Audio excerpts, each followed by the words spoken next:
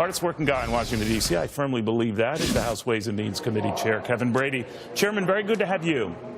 Neil, thanks for having me. The world seems to be coming to you, Chairman, but there are some big differences here, and not the least of which is, I guess, whether you pay for it and how you pay for it. Do you pay for it? And no, as far as I can see, Chairman, import tax, which was going to be integral to your original plan. What do you make of that? Couple thoughts. I think this is an important day. One, America's waited a long time for a president, Senate, and the House all willing to lead on tax reform. Clearly, the president's going bold. You're looking at the rates and the numbers as we are.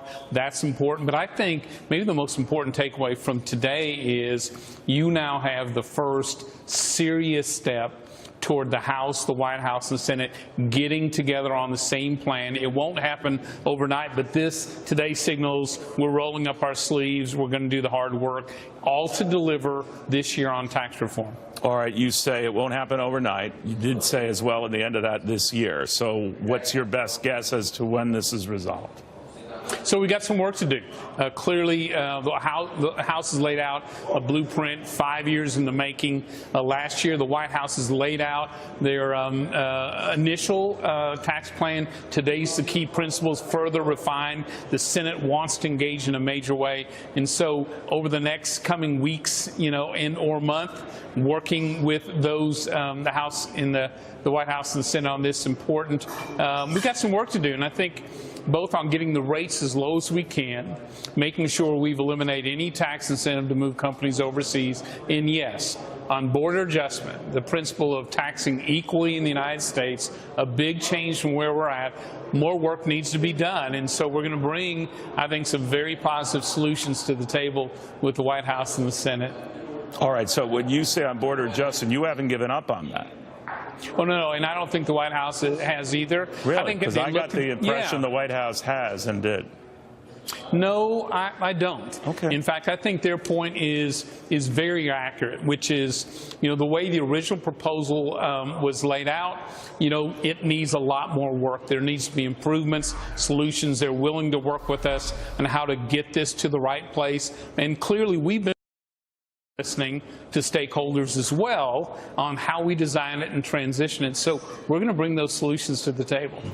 Do you get the health care thing done first, Chairman? Because we got word out of the Freedom Caucus, and their leader, Mark Meadows, will be joining me later today on Fox News, Mark Meadows, that they are kind of unanimous on a sort of a rework here that would put, I think, more power in the hands of the states. I don't know whether moderates will go along with that, but that there's hope that a health care measure, a rework attempt would work this time. Are you similarly confident?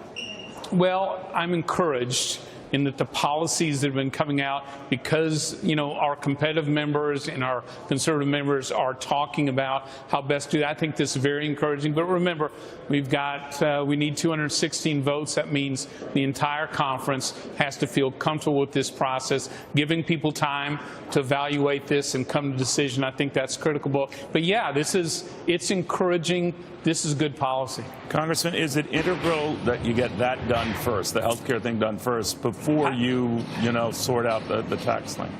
Yeah, it'd be hugely helpful for a couple of reasons. One, getting rid of $1 trillion of tax. That has got to get done before the tax. Well, it would be enormously helpful for that to occur from a tax standpoint, but as importantly, to show that we're willing to lead and govern with this president. I think that's equally critical. All right, one of the measures here calls for a 10% tax on money that's abroad to come back, be repatriated here, with the understanding, I think, Chairman, if I got it right, it would be used for infrastructure and the like.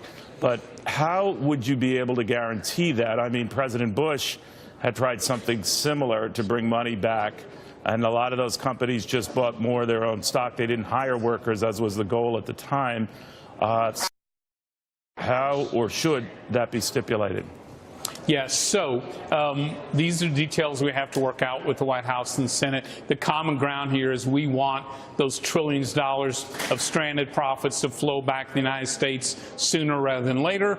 We want to make sure we don't strand them out there in the future. Very important for competitiveness. The rate and how it is used, I think, will be part of the roll up your sleeves discussions we're going to have over the coming weeks.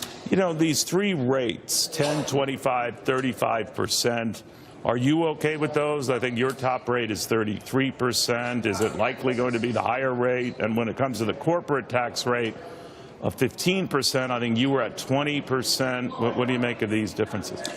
Yeah, so the rates are awfully close, Neil. On the individual side, very close. On the business side, we obviously want to get the rates down as low as we can, not just for the big businesses, for the small businesses, the owner-operators as well. And so we're going to have those discussions again going forward. I continue to push in the House for us to get below 20% if it's possible, and get those small business rates down as close to equal as we can. Again, we've got some work to do in both those areas. All right, I want to pass along some stuff that some sources were telling me, and if they're out to lunch and I'm misquoting them, please let me know, sir. But one had it that you were not keen out of original law coming out of the Treasury Department of a top rate of 37% and a limiting on their deductions, and that you thought it should be lower, and lo and behold, they did lower it to 35%. Any truth to that?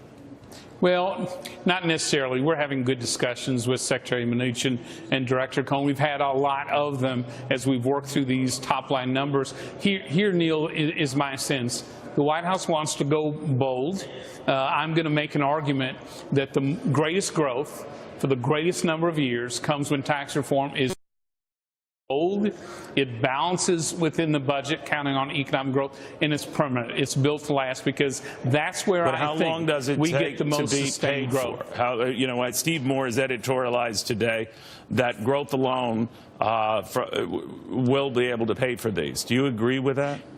Yes, so growth will go a long way toward that. No, he says fully. It will go the whole way. You don't seem to subscribe to that. Well, no, I got a chance to look at Stephen's. I'm a big admirer of his, by the way. And so I think growth goes an awful long way. How we design this to make this work, I just think at the end of the day, look, tax reform can be bold. It can leapfrog us to the top 3 lead pack, most competitive places on the planet, and help us move toward a balanced budget. Do you really think so, though, Chairman? Because, and I've covered many big tax cuts, and certainly I'm a big advocate of tax cuts. I think they're the only stimulus game in town. But they rarely, in and of themselves, pay for the tax cuts. The growth that comes out of it isn't exclusively that. Now, it might, and you know, the hope springs eternal here. But do you really think that the boom you get for the buck here is going to produce the 3% plus growth, which would be 50% more than we've been experiencing, and that will do the trick?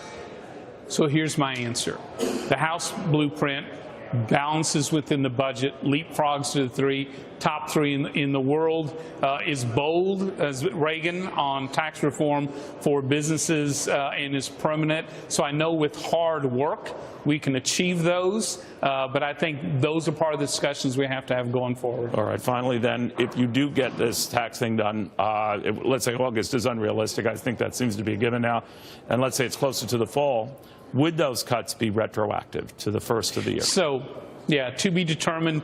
Clearly, timing matters here. We want all the growth coming forward right away, in every way possible. So those are going to be part of the discussions. I hope that we can make as much as we can to grow the economy. But also, too, I want to make sure, Neil, we know. So we're going for growth sustained for the long run as well. So I think we can, with hard work, we can achieve both. All right, I lied. There was one other question I had. I just thought of it. This 15% lowest corporation rate. What's to stop someone in, let's say, the revised 35% bracket from shifting income to an LLC, or you're a hedge fund operator, whatever, and a lot of that pass-through goes to the individual rate. What's to make them shift that income so that it's allowing them to pay at the lower rate? Yeah, fair question. That's going to be a challenge, whether at 20% or 15%. As long as we're lowering those small business rates down as low as we are, you know, you've got the opportunity. We're going to have to address that. All right, Kevin Brady, thank you very, very much. He is